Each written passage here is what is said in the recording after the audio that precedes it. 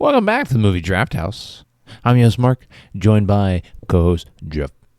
What up, Mark? How you doing, man?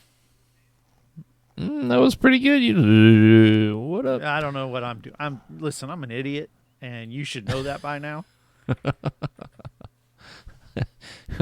The effect of your voice in that moment was kind of cool.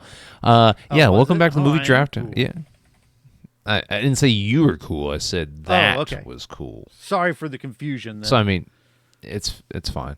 It's fine. We're celebrating anniversaries here on the podcast this month of June 2025. Jeff, tell them what the theme is this month. Well, for once, we've got a theme this year. So this year we're doing 1 Degree of Separation, but here in June, to celebrate our anniversary, we always like to go back to some of our favorite themes in the past and maybe dig up one more film we might have missed out on. So last week we watched Unforgiven, which was a directed by and starring picture, Clint Eastwood. And this week we are going back to serial killers, the original theme that started it all for us. And we watched My Friend Dahmer. It runs for an hour 47 from 2017. It is directed by Mark Myers, and it stars Ross Lynch, Alex Wolff, Anne Heche, and some other folks. But honestly, the only name I know is Anne Heche. And I'm familiar with Alex Wolff because he's been in some other films I've seen, such as like Old and Hereditary. So, I mean, Dallas Roberts has a recognizable face. He plays the dad. Yeah, he plays Lionel Dahmer, which does a great job. I think all the acting's pretty great in this. So, yeah, I'm trying to remember what I remember Mr. Roberts from, but he's been in a lot of things. I've seen him around, and that's it. But okay, I can't. Like, I'm looking at his IMDb, and I'm like, I don't know what I've seen him in, but I recognize his face. So why'd you pick this one?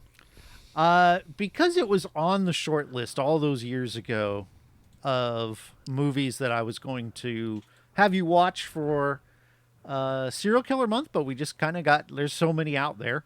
And it's a movie I'd seen twice before and have enjoyed, and I wanted to get your perspective on it. That's why I think it is I don't want to call it an artsy movie, but it is more of a smaller independent film. I think maybe something you'd enjoy, maybe, I don't know.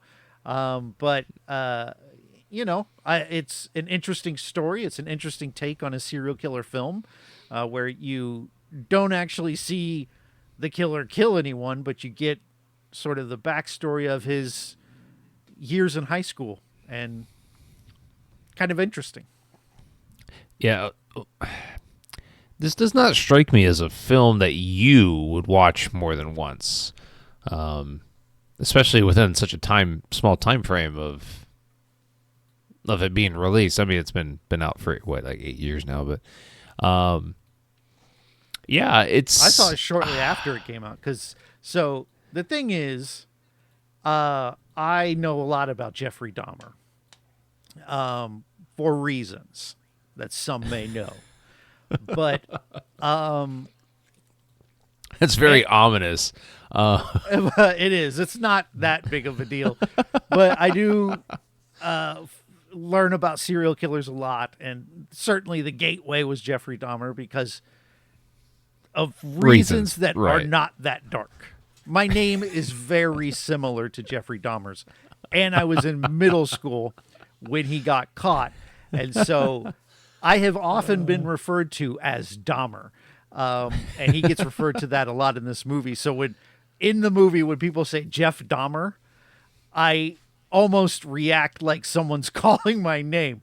So that is why there's a connection there, because not directly, but he has affected my life in a way that maybe others might not understand. But if there are any, Ted Bundys out there that have been affected by Ted Bundy, or any of these other, any Timothy McVeighs out there that had to deal with this shit, reach out to me, like I've been there, bro. Support group. I know we need a support group for people whose names are similar or exactly like serial killers. Oh, and let me tell you. So, yeah. And it was getting to the point where this dude had been around so long that younger people weren't familiar with him. Like when I'd give people my credit card, I'd stop getting the, it's funny, Jeffrey Dahmer. Never mind, they're spelled totally different, but it's Jeffrey Dahmer. But lately it's kind of slowed down, especially with younger folks. People my age, of course, right. We'll remember, but we live in a college town, and so when I go to stores and stuff, they don't know who he is. Yeah. And then Netflix, in their infinite fucking wisdom, released a TV show about him, and it's huge, and everybody's like, Jeffrey Dahmer, holy shit. Yeah, it's so yeah, it's a string of bad luck for you. Just Netflix couldn't get out of its own way and just fucked you up. I watched that show. It was a good show, though. Listen, that being said, stuff Jeffrey Dahmer related, I tend to take in because maybe there's a morbid fascination because of the name connection. I don't know, but I mean, yeah, that makes sense, right? I think that's kind of natural. That's this person shares a same name or similar name to me. I want to learn more about that person. It just sucks that this person was a serial killer and not somebody that did some great shit. Why, I'm sure there's probably some gentleman out there named Martin Luther King, and they're living it up, but maybe not. I don't know, but some great person they get named after, and I get fucking killer. It's bullshit. So you've seen it now 3 times, and this is my first go around with this film. I think I knew it existed, but maybe I was confusing it with another film that starred. Who did it star? There's another Dahmer movie out that kind of came out the same time frame. Well, there's the TV. Is there? I'm not familiar with it. I thought so. So the TV show was somewhat recent, and I found watching this movie this time, I was conflating scenes between the two, right? Because this movie leads up to his first victim, and the television show kind of starts. They don't get, at least from what I remember, they don't get super into his younger years, maybe just a little bit. I was mistaken. Extremely Wicked, Shockingly Evil, and Vile came out at the same time. Film. That is a Ted Bundy film that stars Zac Efron. Really I good. Confused it. Yeah, and not unlike this, where it's less about his killing. Like that movie is not like a violent. Right. It's about this insane character, but also Zac Efron. That was the movie where I was like, oh, this guy. He's not just some Disney kid. But, yeah. And so then there was another Dahmer movie starring Jeremy Renner, which is not good, but I've seen several times. And so, but I did definitely find that this movie kind of mixed up with the TV show, because the guy in the TV show, wasn't he the guy that played Quicksilver in the X-Men movies? Yes. He kind of looks like this kid. Like they got a guy who looks like Jeffrey Dahmer. Yeah, it's all right, I'm going to tell you what I did not like about this film before I tell you what I liked about it. Okay. I have a problem with film historically accurate films, and I don't actually know how historically accurate this film is, but films that claim to be accurate and tell a story about somebody, a real life person. but that person isn't a good person, but it tries to make the audience sympathize with why that person turns out to be the way they are. Mm-hmm. And I just don't like it. I don't like watching a backstory for somebody that killed all these people and going, oh yeah, it's his parents' fault. Oh yeah, it was his classmates' fault because they picked on him. So like, no, people are fucked up, and yeah, Jeffrey Dahmer here is he's clearly got a mental illness, and yes, there were circumstances that had his parents been more in tune or present with, with his upbringing and what he had going on, what he was struggling with, maybe there could have been some intervention. But I mean, this guy went and killed people on his own volition. Like, nobody forced him to do it. Right. And so I struggle to get behind a film that wants you to sympathize with why somebody turns into somebody, right? And the film does a good job of balancing Dahmer's like instability and his kind of craziness, and then the contributing factors for why the film wants us to believe that he turned into the monster that he was. So I want to counter what you're saying, because I get, and I do think that the film can have you sympathize. That being said, from what I understand, and this is based on a graphic novel by John Backdorf, who is one of the characters in the movie, who's played by, what's his name? Alex Wolff. He is the guy who wrote and made the graphic novel because he went to school with Jeffrey Dahmer. And so from a translation from the graphic novel, it's pretty close. There are a few differences, most of them pretty minor. It's not as egregious of a biopic where they do like make up the shit that Queen broke up.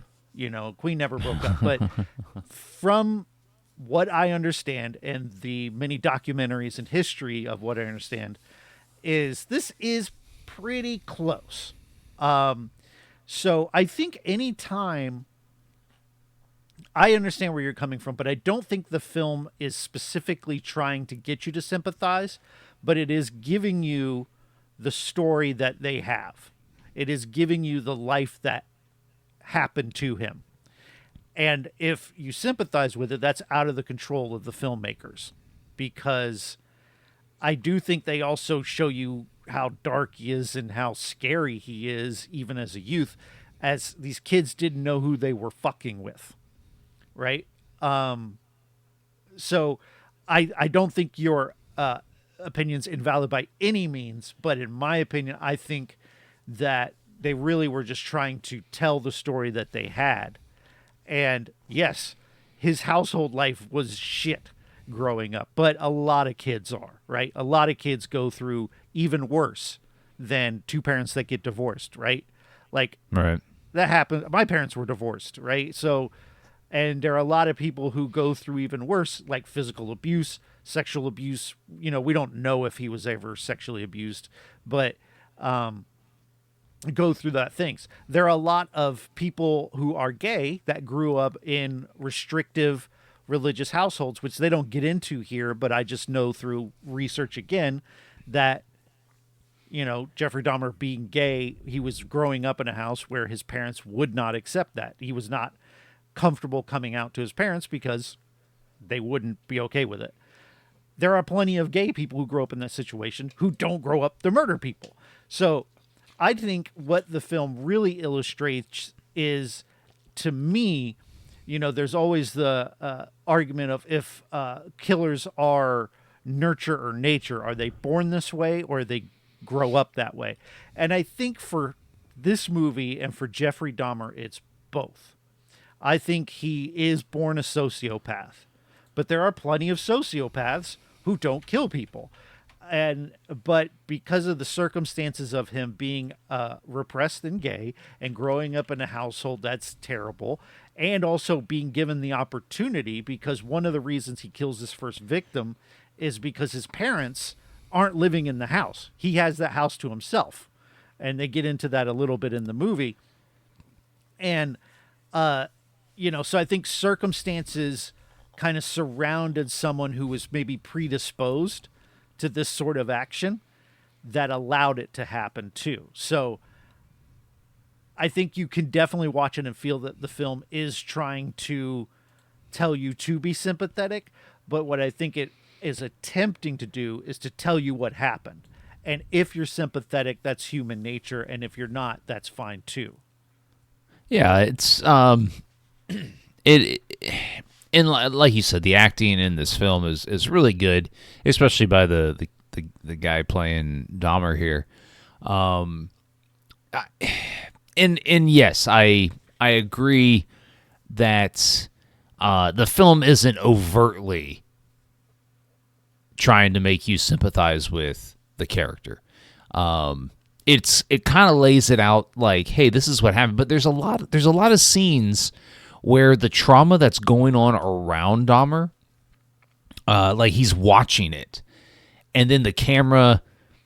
There's a scene where Anne Heche slaps Dahmer's dad. Right. I think they're in the driveway or something, and Dahmer and his brother are in the car, and you see Heche slap the dad, and then the camera pans to this kind of just like stoic, sullen look of on Dahmer, and there's a lot of that happens in this movie, where shit happens to Dahmer, shit happens around Dahmer, and the camera just pans to his face, and he has this like just uncaring look to him, and that's a deliberate choice, right? That's a filmmaker choice, and how the movie is shot, and the what's in frame, and cinematography can also make you feel certain ways about what's happening on screen, and so there's deliberate choices here by the director to elicit feelings that and honestly, that's a choice. That's a filmmaking choice, and it's an artistic choice. Is because there's something to be said for telling a story about a vile person and having somebody else feel sorry for them, or have somebody else have emotion about what happened to that person and why. And so, me personally, I struggle with the movie and its attempts to elicit emotion for this character, regardless of how accurate or untrue it is. I struggle to get behind any film. It'd be the same thing if there was a a biopic about Adolf Hitler or some shit, and the film tells Hitler's backstory, and we find out that he was sexually abused or whatever. Who gives a fuck? I would just struggle, and it doesn't matter how good the movie would be either. It's just there's a struggle there, I think, in anybody's brain that knows the story of Jeffrey Dahmer and goes, "Oh, this guy murdered a bunch of people. I don't like right watching this and having the film try to tell me that contributing factors were his parents in his high school days, and regardless of how true that is." Mm-hmm. So I think that's my main struggle in this film is going, yeah, they probably contributed to who that guy ended up being, and yeah, it's just that's my main critique here, and it's not even really a critique of the film. It's a critique of how I reacted to watching it, I guess. Mm-hmm. Yeah, that's totally fair. I think too. I think even like if you did a biography on Hitler, I think it would be important to be accurate, right? Yeah. Regardless of whether it makes you sympathetic or not. Now, most people are not going to leave a Hitler biopic being sympathetic because almost no one, the minutest percentage of people, as smaller than you can even imagine, right? The number is so small of the amount of people who are as bad as Hitler. And there are plenty of people who've probably been through the same things that he has, right? So it in no way excuses it. And I don't think the movie's excusing it, in my opinion. But I think there can be, especially from an accurate portrayal, an interesting way to kind of understand why these things might happen. Not to excuse them, but to understand them. And but I do think it's fair. There's always a question anytime you do a show like Dahmer or that Bundy film is, are we exploiting this trauma? Because there are very real victims who went through these things. There are a lot of their families still alive. There are survivors of Jeffrey Dahmer. There are survivors of Ted Bundy that are still alive. And, so that's always a moral question when you do something that's a piece of art that's based on something so horrible. So all of that you said is totally fair. I don't know that it was the intention of the filmmakers, but I think it's totally valid. Yeah, and it's hard, and I imagine it's hard to walk this tightrope, where you're trying to elicit emotion out of the folks that are watching your film, while also not shying away from the person and how fucked up this person was. And like, that's got to be hard, and it's got to be hard to make a halfway decent film, let alone something that was very well critically received, like this one was. And it's just, you're gonna make a film like this, and I would imagine you have to understand that a lot of people are going to be turned off by either A, the subject matter, or B, the person that, well, it's the subject matter, but turned off by what it's about, or turned off by the story of this person's upbringing. And really, we don't, in this movie, doesn't really even touch on his upbringing. It just touches on his high school years, right? Because it's based on just John Backdorf's perspective. Yeah. So there are a lot of things in this movie that aren't right out of the comic, but they are brought from interviews with Jeffrey Dahmer and his family and things like that we know. So they are still based in a lot of fact or, research. Anytime you have someone telling you something, it can be debunked, but most of this is fairly accurate. Yeah. And there are some characters that are in different places at the wrong time. Like the last scene, one of the last scenes where Backdorf goes to the house with Dahmer. That was actually a different person. And, but really minor changes. Like if I knew, like you're probably much more familiar with Dahmer's backstory than I am, but like watching this movie at different times, and like you had told me, hey, it leads up to his first victim. There's no killing in this movie, right? And so at different times where he's kind of stalking the guy that's running on the road and all this, I'm like, okay, I don't give a fuck, because I know that doesn't really. I told you that, huh? No, but at the end, where Stephen Hicks. he invites Alex Wolff's character into the house, and you can tell the movie's coming to the end. I actually thought that was going to be this first victim, and then we see him, I guess, hitchhiking. No. He picks up the guy hitchhiking. Yeah, and that's his first. Right, and that's his first victim. And he takes him back to that house and kind of does what you think was going to happen with Alex Wolff's character, where they hang out for a while and then he gets bludgeoned to death.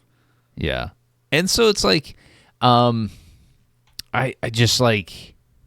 There's a lot here to like. There's a lot of this movie to like. The acting. What did you like?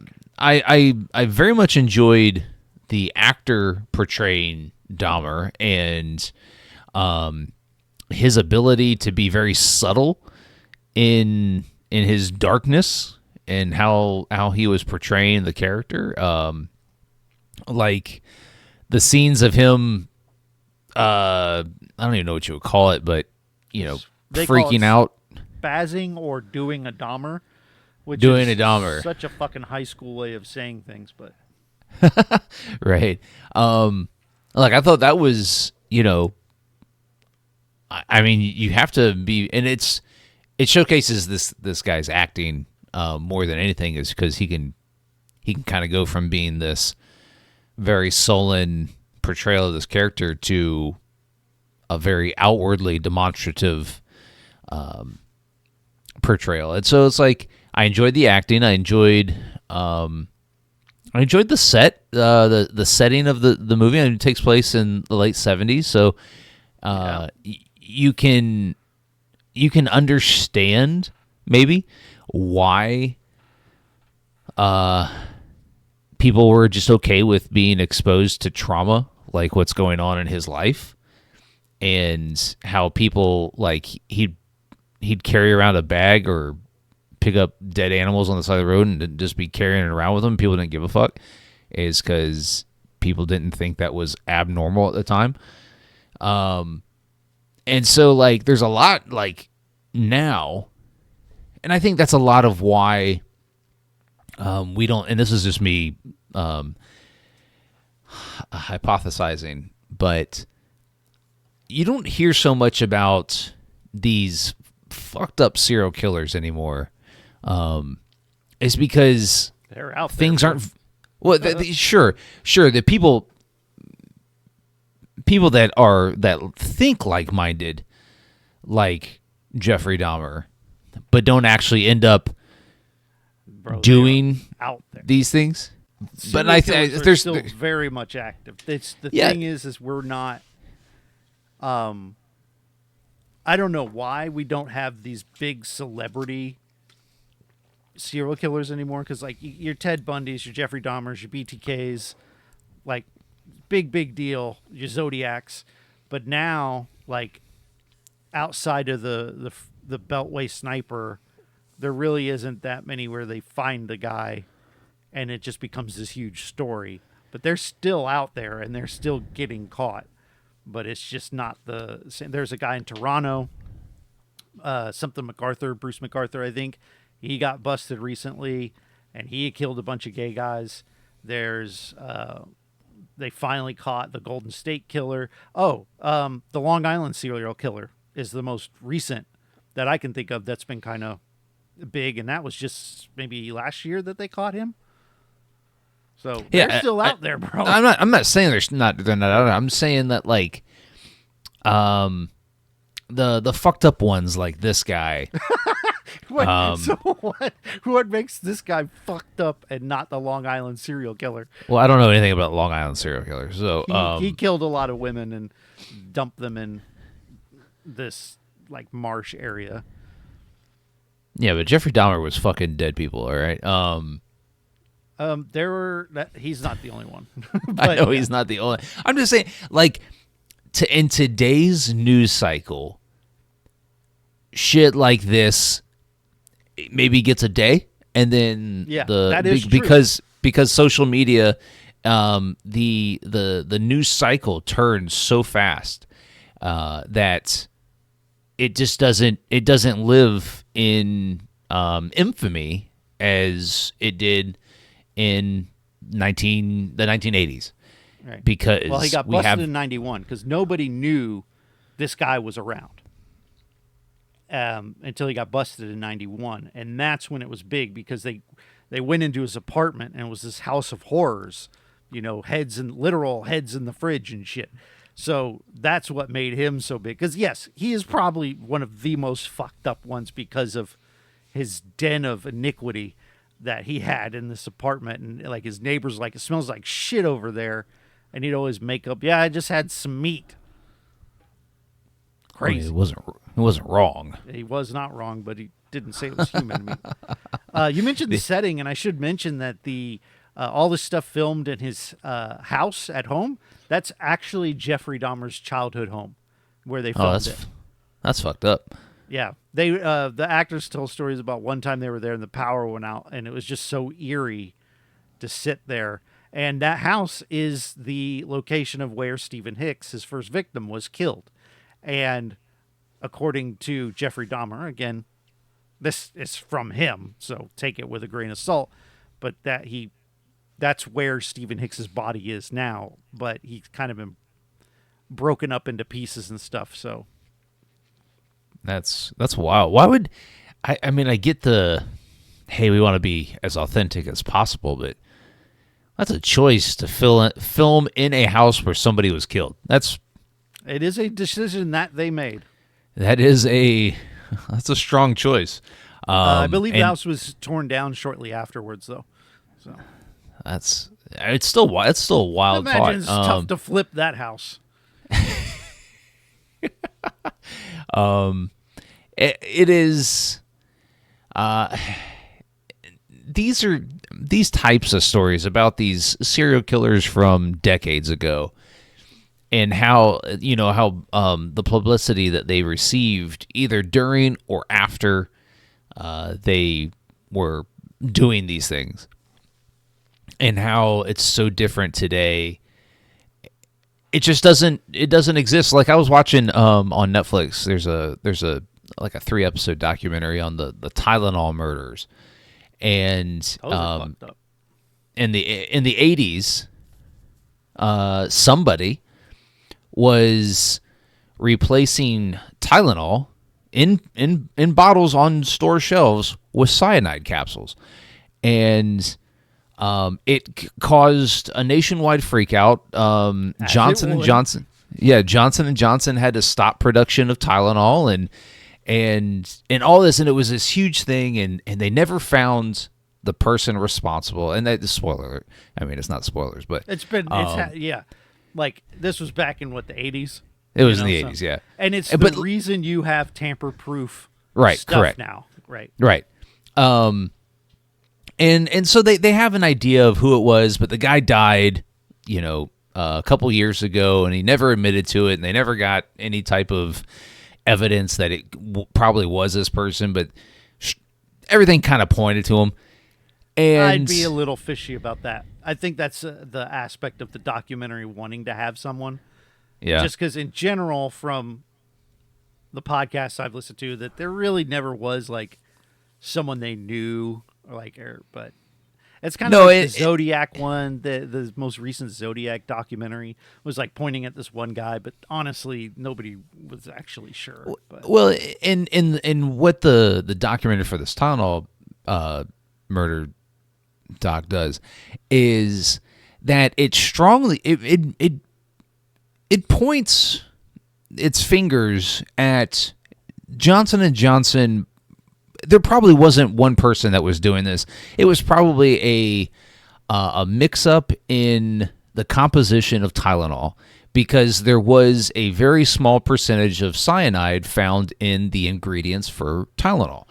And what the documentary does is it presents both cases like, hey, this probably was a cover-up by Johnson & Johnson to not go out of business. And then while also supporting that, hey, this person X, I don't remember his name, could have been the guy.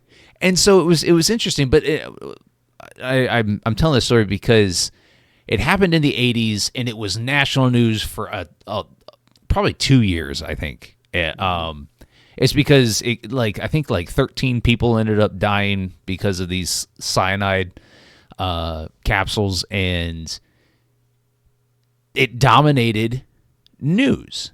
And you think about it, in the 80s, you didn't have anything else.